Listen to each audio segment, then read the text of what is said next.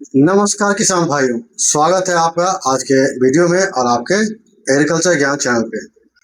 दोस्तों, आप जानते हैं कि खेती में सिंचाई का बहुत बड़ा रोल होता है। किसान अपनी खेती के लिए बीज, खाद एवं अन्य उपकरण तो लेके आ जाते हैं, लेकिन पानी के लिए उनको बहुत सारी परेशानी का सामना करना पड़ता है। किसानों के इसी हित को ध्यान में देते हुए बिहार सरकार द्वारा निजी नलकूप योजना 2026 की शुरुआत की गई है, जिसके तहत किसानों को सिंचाई के लिए जो सुविधाएं होंगी वो उपलब्ध कराए जाएंगे और सिंचाई के लिए जो भी उनको यांत्रिकरण के अंतर्गत जो भी यंत्र लगाने होंगे उस सब पे उनको अनुदान दिया जाएगा, ताकि वो सुविधा के साथ खेती कर सके और अपने फसल की पैदावार को बढ़ा सके। तो आज हम उसी बिंदु पर बात करेंगे कि बिहार सरकार के द्वारा जो लाया गया है कि निजी नलकूप योजना 2026, ये क्या है, ये कैसे काम करती है, इससे किसानों को क्या फायदा है, कैसे हम आवेदन कर सकते हैं, इसकी कौन कौन सी प्रक्रिया है, कौन कौन से दस्तावेज की आवश्यकता है और मुझे इससे कुल कितना लाभ मिलेगा, तो तमाम बातों पर आज हम बात करेंगे। तो चलिए शुरू करते हैं। सबसे पहले कि ये बिहार सरकार द्वारा चालित निजी नलकूप योजना क्या है। दोस्तों, मुख्यमंत्री निजी नलकूप योजना के तहत बिहार के मंत्रिमंडल ने 2026-27 में कुल 11,000 निजी नलकूप लगाने के लिए कुल 305 करोड़ की मंजूरी दे दी है, ताकि किसानों को जो उसके खेतों में जो बोरिंग कराएंगे उसके लिए जो कितनी लागत राशि है, कुल 11,000 आवेदन को के एवज में 305 करोड़ रुपए की स्वीकृति कैबिनेट के द्वारा दे दी गई है।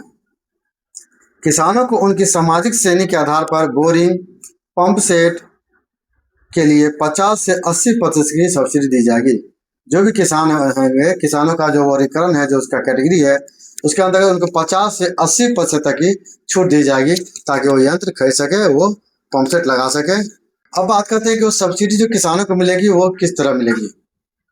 सामान्य श्रेणी के लिए कहा गया है कि जो लागत होगा वो लागत दो तरह से होगा। एक, आप सबमर्सिबल पंप कराएंगे और बोरिंग कराएंगे, तो सबमर्सिबल पंप प्लस बोरिंग, ये दोनों का जो लागत होगा तो कुल लागत का 50% सामान्य वर्ग के लिए सब्सिडी के रूप में उसको दे होगा।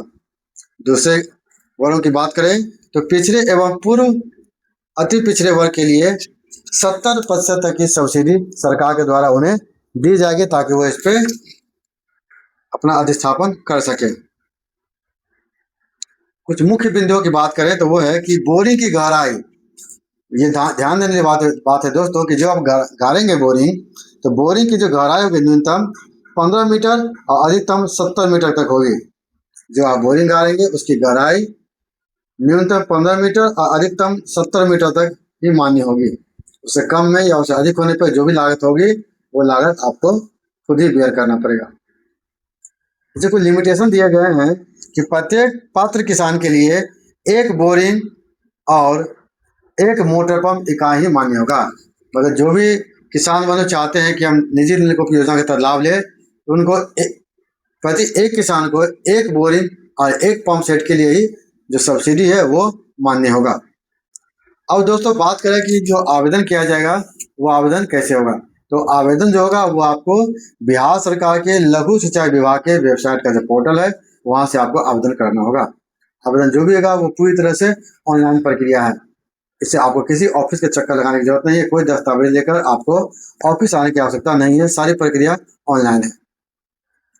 दोस्तों बात करें कि आवश्यक दस्तावेज कौन कौन से मुझे कागज लगेंगे, किन किन कागजों को मुझे तैयार करने की आवश्यकता पड़ेगी, तो उसके लिए कहा गया है कि आप ध्यान देंगे कि आपके पास जो जमीन है, जिस जमीन पे आप चाहते हैं कि हम सबमर्सिबल कराएं, बोरिंग कराएं, उसके जो अधिस्थापन करेंगे तो वहाँ उस जमीन का आपके पास भूमि का रसीद होना चाहिए, LPC होना चाहिए, या फिर जो भी दस्तावेज हो इसमें खेसरा क्लियर हो कि वो कौन सा खेसरा है जहाँ पर कराना चाहते हैं, वो दस्तावेज आपके मान्य होंगे। जिसमें खेसरा क्लियर हो, LPC या फिर आपका भूमि का रसीद।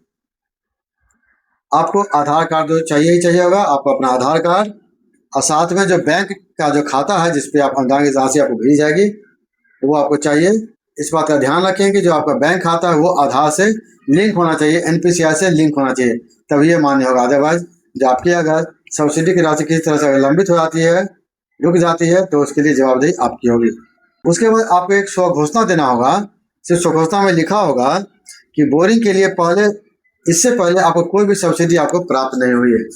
इस बात का ध्यान देंगे कि सभी दस्तावेज के साथ साथ एक आपको घोषणा पत्र भी देना होगा, जिसमें आप स्पष्ट करेंगे कि आपको इससे पूर्व में आपने किसी तरह का अनुदान सरकार के द्वारा नहीं लिया है। आप जिस प्रखंड, ब्लॉक या जिला के तहत आते हैं, आप वहीं जाके आवेदन कर सकते हैं। अगर आप कहीं और आवेदन करते हैं तो आपका आवेदन मान्य नहीं होगा, इसे रिजेक्ट कर दिया होगा। आवेदन जो होगा वो आप यहाँ से किसी विभाग के डीबीटी पोर्टल से भी कर सकते हैं और लघु सिंचाई विभाग के पोर्टल से भी कर सकते हैं। तो ये थी पूरी जानकारी, क्योंकि आपको बता दिया जाए। तो आशा करते हैं आपको ये जानकारी अच्छी लगी होगी। तो विलम्ब ना करें, आप भी जाएं और जल्द से जल्द आवेदन करें, क्योंकि ये जो पूरी प्रक्रिया होती है पहले आओ पहले पाओ के आधार पर होती है। आपको सिर्फ आवेदन करने का अधिकार मात्र ही, आपको सब्सिडी लेने का दावा नहीं होगा। तो आशा करते हैं आज की जानकारी आपको अच्छी लगी होगी। इस तरह की खबरों के लिए जुड़े रहिए मेरे वीडियो से, मेरे चैनल से, और निरंतर देखते रहिए। आपको इसी तरह की हम किसान हितैषी या खेती से जुड़ी हुई सभी जानकारी लाते रहेंगे और देते रहेंगे। धन्यवाद।